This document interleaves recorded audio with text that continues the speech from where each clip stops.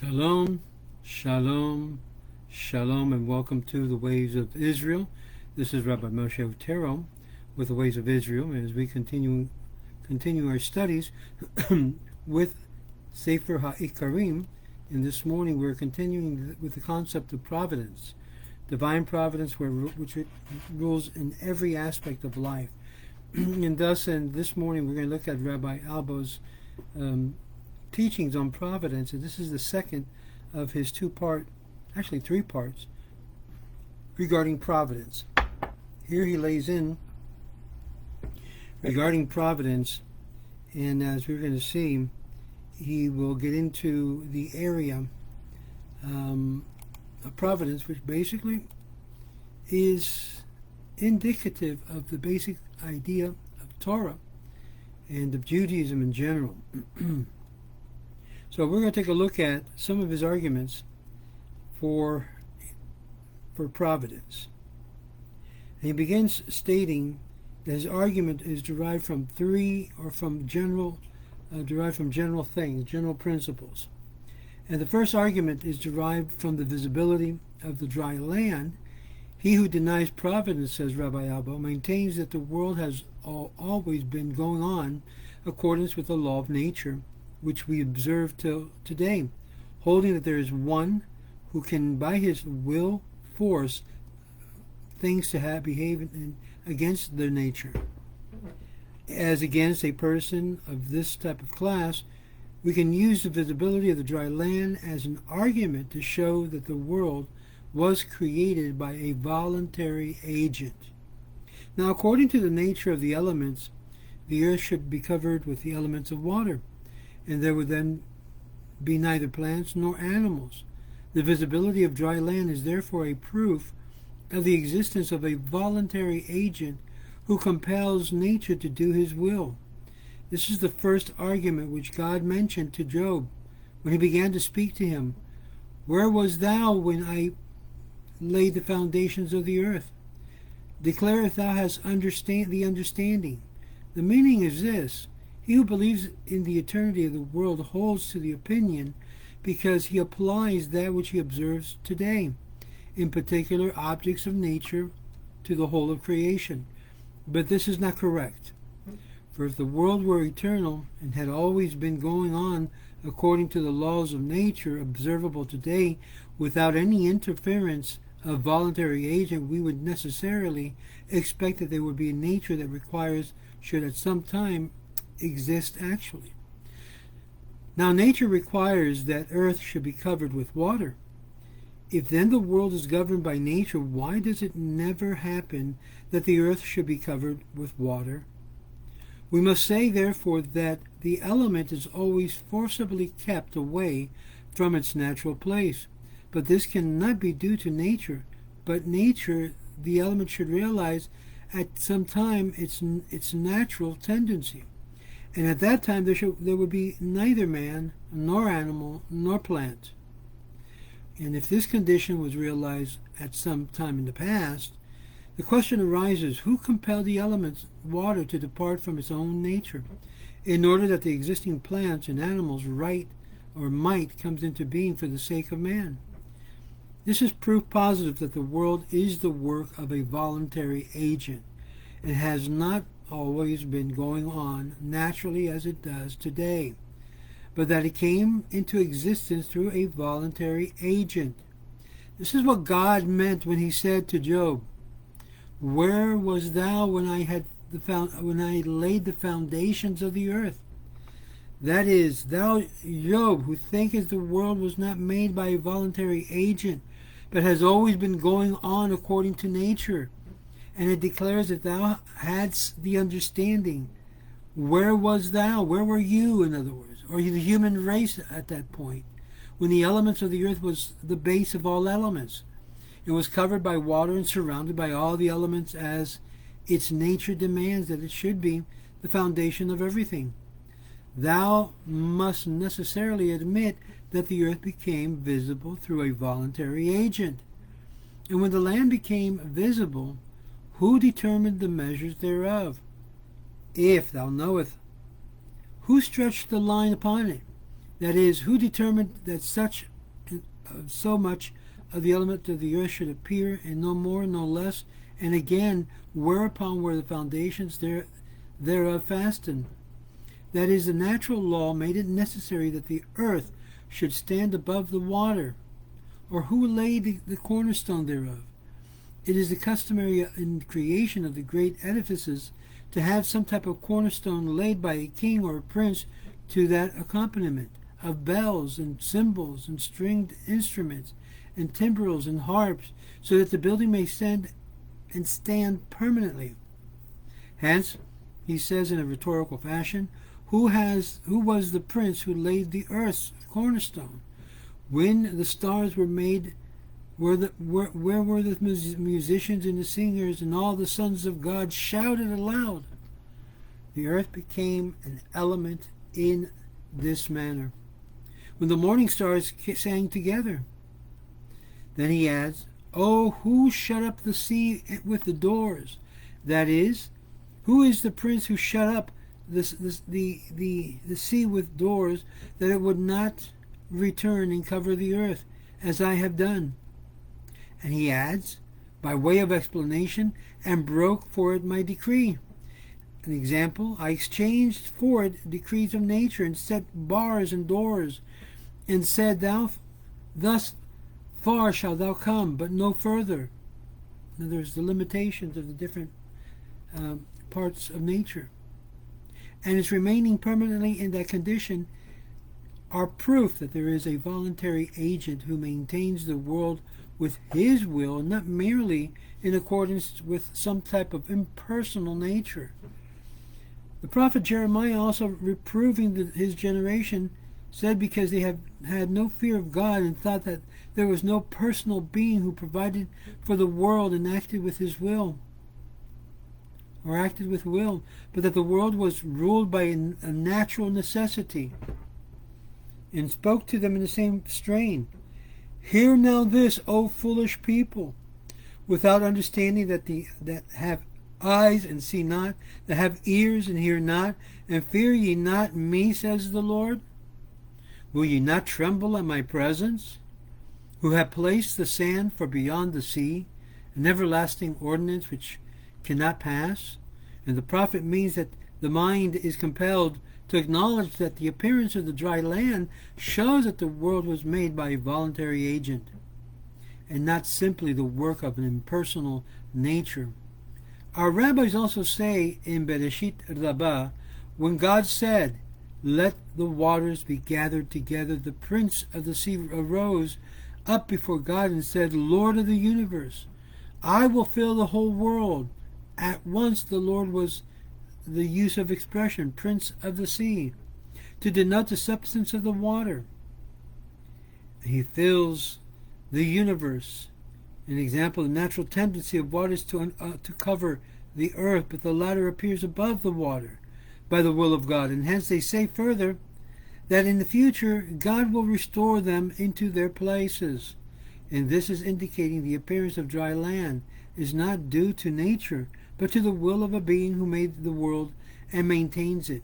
And since that which is natural must be realized at some time, they say that in the future God will restore them to their proper places. This is the proof that is conclusive that the universe is maintained by the will of God, and not by the will of nature, and even less by man. But God provides form and governs it with righteousness and justice.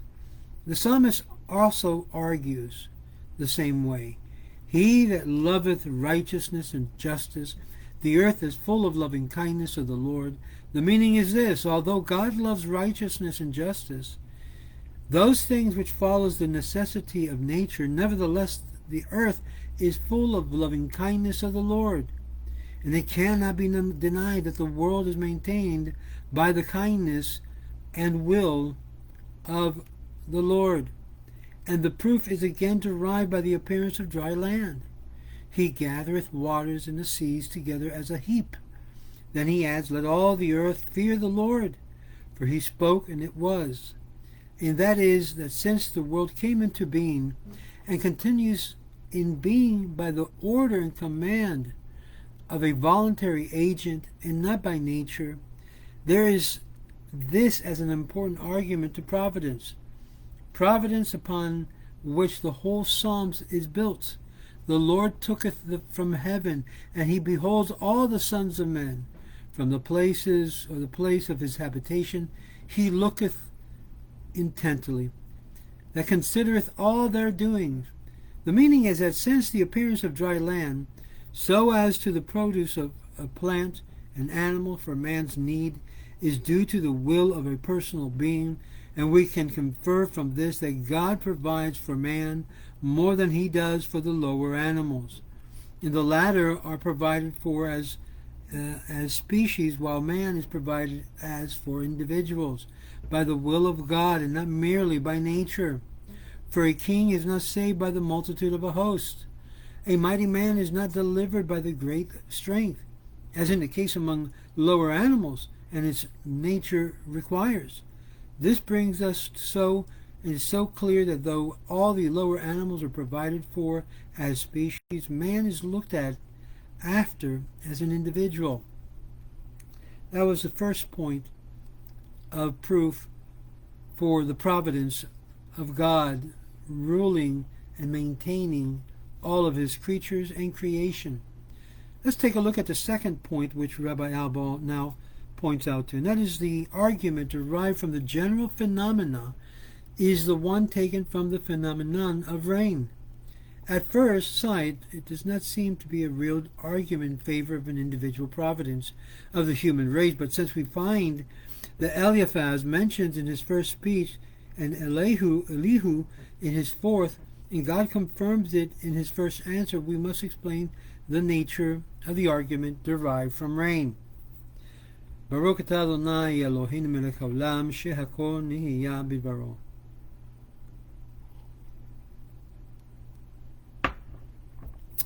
It is clear that the sublunar nature cannot exist without rain. Rain is required to make plants grow and so to supply for food for animals. It is also required to supply moisture to the bodies of animals, that they should not dry up and become black from them as a result of the great heat of the sun. Eliphaz speaks of both of these utilities. But as for me, I would seek unto God, who giveth rain upon the earth, so that he sets up on high those that are low, and those that are black are exalted to safety. The meaning is this: there are two benefits in rain. One is that rain maketh the lower plants grow high above the earth, and the other is that he sendeth water upon the fields. It is in the inhabited parts of the earth, and this is in order that the bodies of those who become black from the heat of the sun should become moist and be able to maintain themselves. And those that are black are exalted to safety. And Elihu also alludes to this when he says, which the skies pour down and drops upon the multitudes of men. In the sequel, he describes more fully the wondrous phenomenon of rain. Rain is indeed necessary for the existence of all animals in general. But since all animals exist for the sake of man, the rain too is for the sake of man. Now the existence of rain cannot be described to nature phenomena, but because it's not because it's not a thing which occurs every year at the same time, the same way. And like other natural phenomena, rain comes at a different time, says Rabbi Albo, in a different way, in a wonderful manner, not uniformly and naturally. For when there has been no rain for a long time, and drought is very great, we would not expect the air to become moist again and send upon the vapors. This shows that the coming of rain is at a different time is not the work of nature, but is due to the will of the personal being.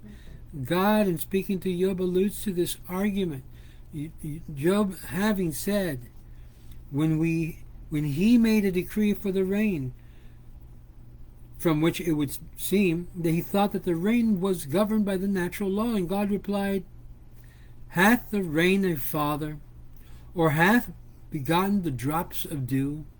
The meaning is that, has the rain a natural law, as you say? which is like a father begetting it to make plants grow into the determinate manner in order to supply all the animals with food? Or what is that nature which always and must always beget drops, or dew, when there is no rain, in order to moisten the bodies of animals in the inhabited parts of the earth? For you cannot deny that this is not a purely natural phenomenon. Nor can its origin be described to chance, for chance phenomena do not happen regularly to maintain the existence of the world in so perfect a way as we observe and experience. But since it's not due to nature or chance, it remains as due to the will of a personal being. God who would provide for the human species and nature's plants and animals for the need of man. This providence takes care of the species. Nevertheless, when we see that the rain is brought down, sometimes through the instrumentality of perfect rain like Elijah and Hamni Ha-Me'egel, there is no doubt that it shows a special providence so far as that the individual is concerned, and not simply a natural phenomenon. Hence, the Rabbah says, 3 keys have not been handed over to the intermediaries: the key of fertility, that is childbirth, of rain, and of the resurrection of death. These are 3 keys that has not been handed over to intermediaries, and that is childbirth, rain, and tekiyat hametim, or resurrection of the dead. The meaning is that these 3 matters are controlled by purely natural laws. Fertility denotes bearing of children by a barren woman. Now the prophet also cites the rain as a sign of providence. Jeremiah says, "But this people has a revolting and rebellious heart." Now obviously Prophet Jeremiah was speaking to Israel, and also to all of us who have this same condition.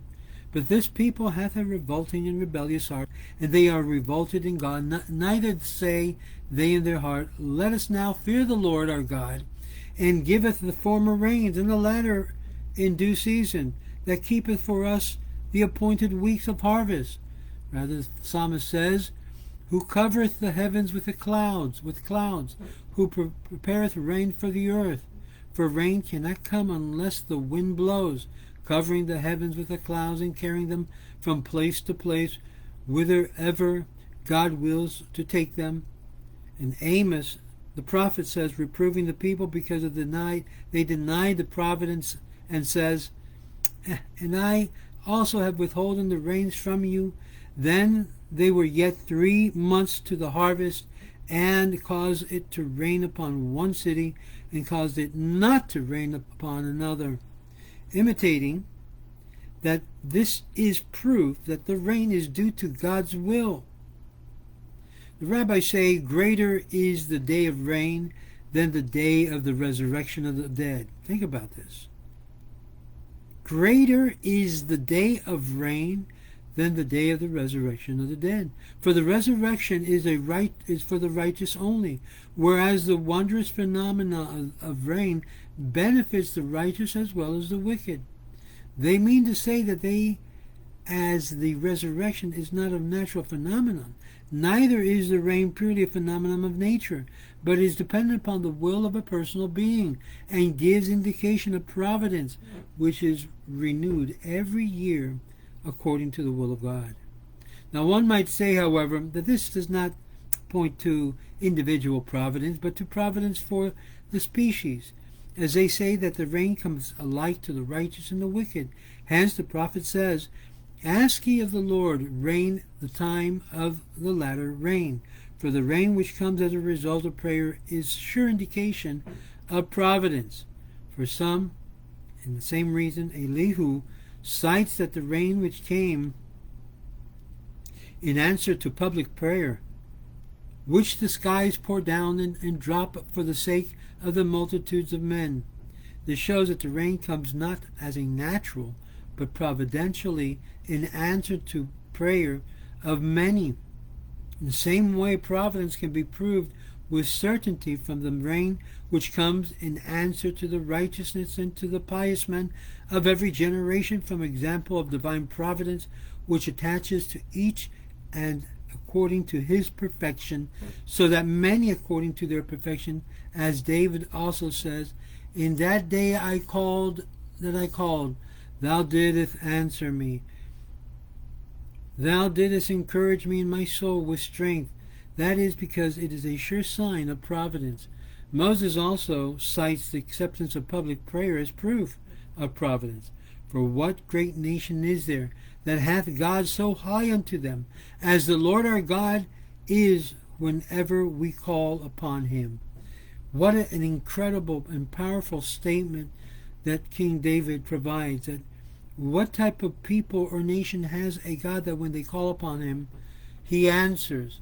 And thus, even in time of heat or cold, of dryness or of too much moisture, you may ask yourself, well, but man now can be able to imitate the creation of rain. But they do not produce the natural elements that is what is produced by God. And thus it's removed from the hands of man, if you look at it, and is delivered to man to be able to manipulate these elements, but nothing else but that. And if you think this is something scientifically of today's age, you're mistaken. Because the people during the time of the Tower of Babel that had united themselves to become one also were able to do that feat, the same feat of changing and manipulating weather patterns. And so many of you ask, well, we are not in control of the weather patterns. No, but it's controlled and directed by he who created them, an indication of complete divine providence.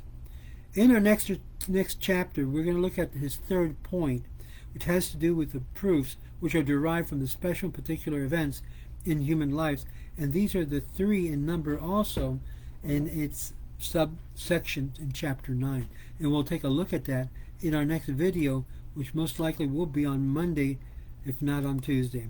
May God bless you and keep you, and remember the great importance to do what God has commanded you to do.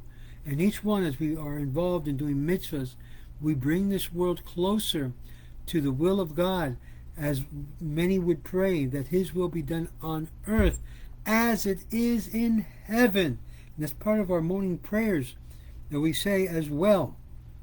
And I want to remind all of you the importance to be part of the ways of Israel and contribute what you can to the ways of Israel. Right below there is a link where you can do so. I want to thank you for being part of the ways of Israel on our morning classes, and we can continue with Sefer Ikkarim until we conclude the entire series. We're in the last chapter, chapter 4 of Sefer Ikkarim, and we've just completed chapter 8 of book 4, and there's about 47 chapters in this book. So don't get bored, don't get discouraged, but get encouraged that every day, a little bit at a time, we begin to grow in faith and understanding of the divine workings of God and of God himself. And this is the whole idea of that. You don't take the whole thing and try to learn everything in one day, but you take it little by a time. A little bit of here, a little bit there, and by the time you realize it, you go, wow, I have really come to learn a lot and still have a lot still to learn. We're never always completed. We're always learning a new thing. This is why it's so important for you to get involved in Torah classes, get involved in Torah learning. There are so many Torah teachers now on social media. It's beyond understanding. When I first started, there was maybe 1 or 2 of us that were on social media, and now there's a plethora of so many different rabbis from so many different schools of thought, so there's no reason why you should not plug in and connect yourself with a Torah learning class. If you want one close by you, if you want it in English, if you want it in Spanish, if you want it in Portuguese, send me a message. Let me know you want to be part of our WhatsApp chat group and learning. We have groups all around the world that they're learning in different levels, great teachers here, even on the ways of Israel. We have incredible rabbis that also share their teachings on the web page. So send me a link, send me a request to hook you up to one of our learning. We have now over, I think on one of the English WhatsApp, over 300 people. We have various rabbis on there, including Rabbi Hadar, Rabbi Sefer, Rabbi Kievman. There's so many rabbis that are on there, and I encourage them to share their teachings, for growth in Torah learning is an incredible opportunity. So be part of the Ways of Israel. You can join also our membership here on the group page just by downloading our membership. It's only $100 a year, and you get also a picture ID that you're part of the Ways of Israel. So join, be part of the Ways of Israel, be part of Torah learning. I wish you and all of yours a wonderful week as we're heading towards Shabbat. May God bless you and your family. Shalom.